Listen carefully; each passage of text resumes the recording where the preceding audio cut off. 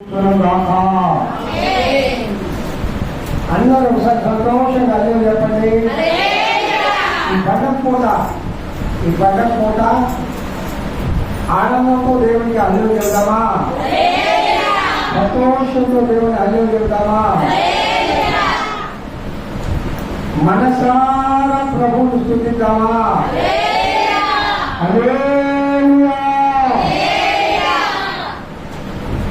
దేవుని సన్నిధిలో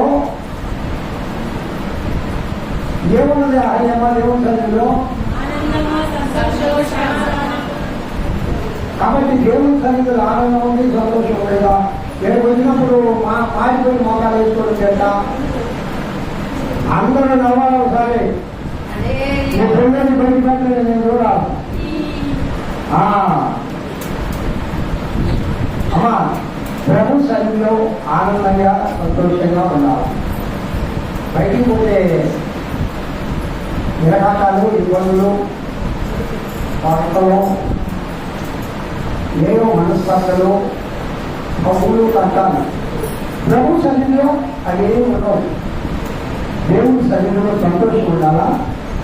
దేవుని సన్నిధిలో ఆనందం ఉండాలా? దేవుని సన్నిధిలో ఉల్లాసం ఉండాలి. హల్లెలూయా! ఉల్లాసం ఉల్లాసం ఉల్లాసం. దయచేసి నేను చెప్పండి. నాకు 11:55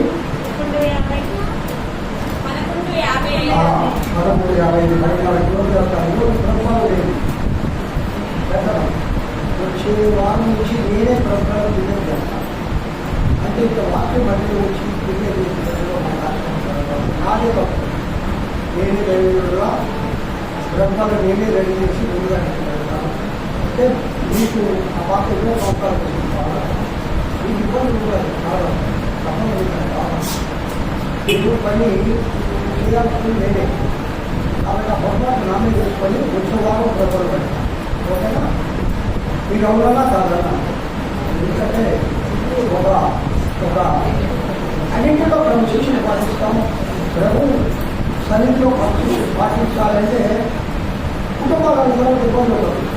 ఇప్పుడు ఆత్మలో చాలా మంది వచ్చారు కాబట్టి మరి ఏమో ముందే ఇబ్బంది వచ్చారు. అవును కదా? తప్పకుండా ఎవరు మాట్లాడాలి చేయకుండా మాట్లాడకూడదు. ఊరి కోసం నీకోసమే వచ్చింది. ఏసై ఎవరన్నాడు? రాయనమా? ఏసై ఎవరన్నాడు? ఉత్తమైన ఎన్నుకోమా, ఉత్తమైన ఎన్నుకోండి. ఇదేమో ఏ సంఘంలో ఇట్లా లేదు. ఇదేదో మన సంఘంలో ఒక కుటుంబం ఒక ప్రయత్నం చేసుకున్నామో అందరికీ చర్చ అనేది, అందరూ కలిసి అనేది ఇది మనకు ఒక ఆశీర్వాదం. అంత మాత్రం చేత మరియమ్మ పని మానేయకూడదు. ముందు మరియమ్మ పని చేయాలా, తర్వాత మాత్రమ పని చేయాలా? దేవుడు వాళ్ళు జీవించారు కాక. అదే చెప్పండి, మరి ఒకసారి చెప్పండి. పిల్లగా చదవండమ్మా. 23 వచ్చినాం. యోహాను సువార్త 11:20 వచ్చినాం.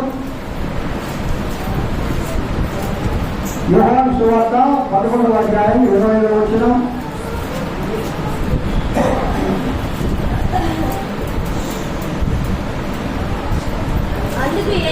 అందుకు యేసు పునరుద్ధానము జీవమును నేనే, నా యందు విశ్వాసం ఉంచువాడు చనిపోయినను బ్రతుకును. అందరూ చెప్పండి అన్నమాట. అందరూ చెప్పండి అన్నమాట. ఇంకా కొంతమంది చెప్పరా? వాళ్ళు కూడా చెప్పండి. ఈ విశ్వాసం క్రైస్తవులు ఒక్కటే ఉండదు. లోకంలో ఎందుకు ఉండదు? మనం చనిపోతాం. లోకంలో అందరూ చనిపోతారు, కానీ అందరూ బ్రతికరు. బ్రతికినా వాళ్ళు నిత్య జీవాన్ని కాదు, నిత్య నరకాన్ని బ్రతుకుతారు. పునరుద్ధారమును జీవమును నేనే.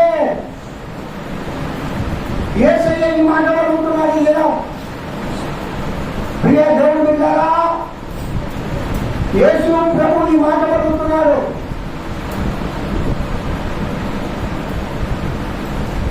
పునరుద్ధారమును జీవమును నేనే అంటున్నాడు. రాగమా ఇప్పుడు నేను చాలా సీరియస్గా ఉంటాను. దేవుడు చదివిలో వాళ్ళకు ఇష్టం వచ్చిన కాసేపల్లా వాక్యం తినండి. ఒక చిన్న బిడ్డలతో వాళ్ళ ఇబ్బందులు వాళ్ళు పడతారు. బాగుండే వాళ్ళు దేవుడు వాక్యం తినండి. యేసు క్రీస్తు ప్రభు ఈ మాట చెప్తా ఉన్నాడు. దేవుడు చెప్పే మాట ఎందుకో చెప్తా, నేను కాదు చెప్పేది. ఇక్కడ పునరుద్ధారమును పునరుద్ధారము అంటే ఏంటి?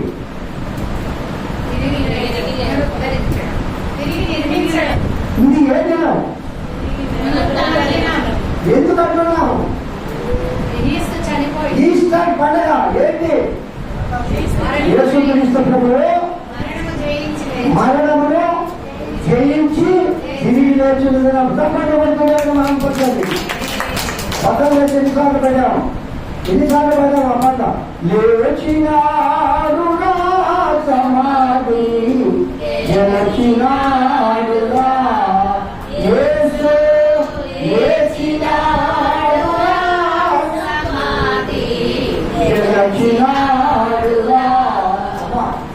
యేసు ప్రభువుట సమాధి గెలిచి లేచిన దినం పునరుద్ధార దినం. మరణాన్ని మరణం ఓడించింది. ఇక్కడ మరణం ఓడిపోయింది. ప్రియా మంచి మాట చెప్పండి. మరణం మరణించింది. మరణం మరణిస్తే ఇంకేముంది? శాంతమా జీవం ఉంది. మరణం మరణించింది, నిత్య జీవం ఉంది. అందుకే ఏసయ్యంటాడు పునరుద్ధారములో జీవములో నా యొక్క ఒకటే. వాళ్ళందరూ తిరిగి చనిపోయిన వాళ్ళందరూ తిరిగి ఎవరన్నా క్రీస్తువారు ధన్యులు. ఎవరికి లేని నిరీక్షణ క్రైస్తవులమైన మనకు, దేవుని బిడ్డలమైన మనకుంది. ఈ లోపల ఎవరికి లేని నిరీక్షణ. ఈ లోపల బ్రతుకులంత కాలమే జీవితం అనుకుంటూ ఉన్నారు. యోగులైన వారు, త్యాగులైన వారు, మహాపురుషులైన వారు, మహాత్ములు అనబడిన వారు, లోకంలో గొప్పవారు, అనేక మంది చేత శ్లాఘించబడిన వారు, ఈ లోకంలో పేరుగా కలిగిన వారు, చిరస్థాయిగా నిలబడిపోయే వారు చాలా మంది ఉన్నారు. మనకి పొట్టి తీరాలుగా ఉన్నారు. మన ఆంధ్ర ప్రత్యేకత కోసం, ఆంధ్ర రాష్ట్రం కోసం ఆయన ప్రాణత్యాగం చేశాడండి. అందుకే అమరావతిలో 38 అడుగుల శిలా విగ్రహాన్ని స్టాట్యూ పెట్టారు. 38 అడుగులు. అంటే వారిని ఈ లోకం ఉన్నంతకాలం లోకం మర్చిపోదు. ఈ లోకం ఉంటుందా? కొంచెం ఈ లోకం స్థిరంగా ఉండదు. అదే నువ్వు చెప్పండి. ఆ నిరీక్షణ మనకే తెలుసు, ఆ విశ్వాసం మనకే ఉంది. ఈ లోకము, ఈ భూమి, ఈ ఆకాశము, ఈ పర్వతములు, ఈ సముద్రములు, ఈ నదులు, ఈ డ్యాములు. పోలవరం డ్యామ్ పూర్తయితే నిజంగా ఆంధ్రప్రదేశ్కి ఇక సస్యశ్యామలమే. పోలవరం డ్యామ్ ఉండదు, ఇకపోతే ఈ డ్యామ్ అయితే మన దగ్గర తెలియదు. సంవత్సరాల డ్యామ్ ఉండదు, సౌదీ ఉండదు. ఇవన్నీ స్థిరమని నమ్మి మానవుడు అనుకుంటాడు స్థిరస్థాయిగా లోకంలో మాత్రం నిలబడిపోతా బాబు. కానీ లోకమే నిలబడితే క్రైస్తవమైన మనము, దేవుని బిడ్డలమైన మనము ఈ లోకము కోసము ప్రయాసపడడం లేదు. ఈ లోక ప్రయాసం వ్యర్థము. మనకు ఒక రాజ్యం ఉంది, మనకు ఒక నిరీక్షణ ఉంది, మనకి ఒక విశ్వాసం ఉంది.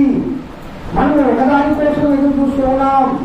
అది నిత్య జీవము. హల్లెలూయా. యేసయ్య అంటాడు పునరుద్ధానమును యేసయ్య అంటాడు, పునరుద్ధానమును జీవము నేనే. కావున ప్రియులారా, నా యందు ఎవరైతే విశ్వాసం ఉంచుతారో వారు చనిపోయిందనో తిరిగి బ్రతుకుదురు. హల్లెలూయా. ఈ మాట నా భలే సంతోషాన్ని ఇస్తుంది. ఈ మాట నా మనసు జాగ్రత్తలు ఊరక తప్పుతుంది. ఈ మాట నాకు నెమ్మది ఇస్తుంది. చనిపోయిన వారి గురించి శ్రద్ధిస్తున్నావా? తిరిగి వేస్తారనే నమ్మకం లేదా? ఎందుకు ప్రార్థన చేయడం, ఎందుకు బైబిల్ చదవడం, ఎందుకు దేవుని వాక్యం బోధించడం? నువ్వు కూడా ఆ విధంగా చిన్నపడితే ఎందుకు? అంటే విశ్వాసం లేదా? అంటే నిరీక్షణ లేదా? అంటే నమ్మకం లేదా అనేది నా ఆత్మలన్నీ కనిపిస్తూ ఉంటుంది. నా మనసును చాలా ఊపితపడుతుంది. నేను చనిపోయినా తిరిగి లేస్తాను, నా వారు చనిపోయినా తిరిగి లేస్తాడు. అది నా ప్రభు చెప్పిన మాట. తప్పకుండా చెప్పిన మాట. ఈ లోకస్తులు చెప్పిన మాట అయితే నేను నమ్మకపోలేదు కాక, ఈ లోకంలో మహానుభావులు, మహాత్ములు, గొప్పవాడు, పుణ్యాత్ములు చెప్పిన మాట అయితే నేను నమ్మకపోదు. వాడు మానవుడు వాడే నిజమే. లోకాన్ని సృష్టించిన సృష్టికర్త ఏదైనా చెప్పే మాట చనిపోయినను తిరిగి బ్రతుకుతాడు. హల్లెలూయా. తప్పకుండా దేవుడు మహిమపరచండి. చనిపోయినను తిరిగి బ్రతుకుతాడు. తాగకుండా ఉండలేనయ్యా, నిన్ను పొగడకుండా బ్రతకలేనయ్యా.